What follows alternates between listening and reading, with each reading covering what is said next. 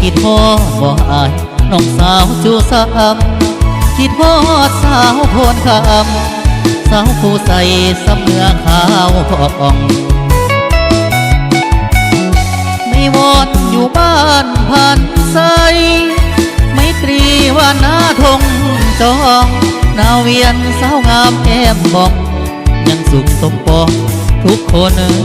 บ่นาคิดฮอดแก้วตาจึงหาเข้ามาบ่แม่นทะเล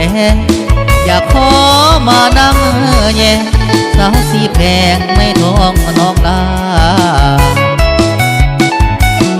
ใส่เดสาวบ้านมีสุขอยากให้ไอ้ทุกซอกหาดาวเวียนนัดกันเถื่อหน้า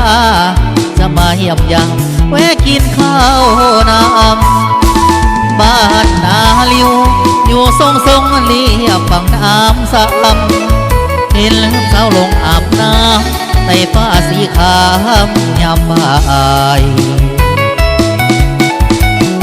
จนสิ้นลุยข้ามน้ำซ้ำน้องยังมิดน้ำใส่อาย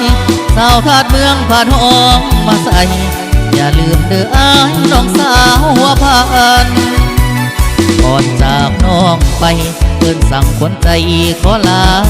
ก่อนนะบ่ดนอายจะกลับมาหน้าสักการอย่าลืมเข้ามา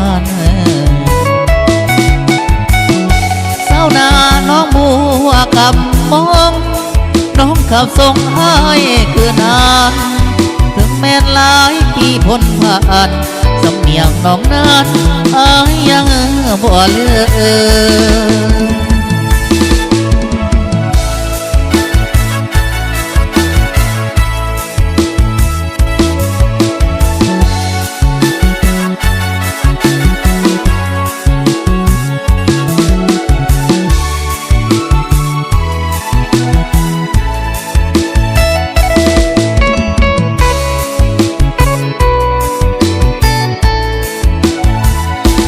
บ้านนาลิวอยู่ทรงเดียวฝั่งน้ำซ้ำเห็นสาวลงอาบน้ำในฟ้าสีขาวยามบ่ายจนสิ้นลุยข้ามน้ำซ้ำน้องยังวิดน้ำใส่อายสาวทาดเมืองผ่านห้องมาใส่อย่าลืมเด้ออายน้องสาวหัวผ่านก่อนจากน้องไปเพื่อนสั่งคนใจขอลาก่อนนะ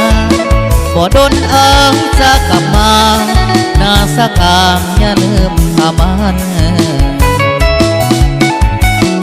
สาวนาน้องบัวกับมองน้องกับทรงอายคือนานถึงแม้นหลายปีพ้นผ่าน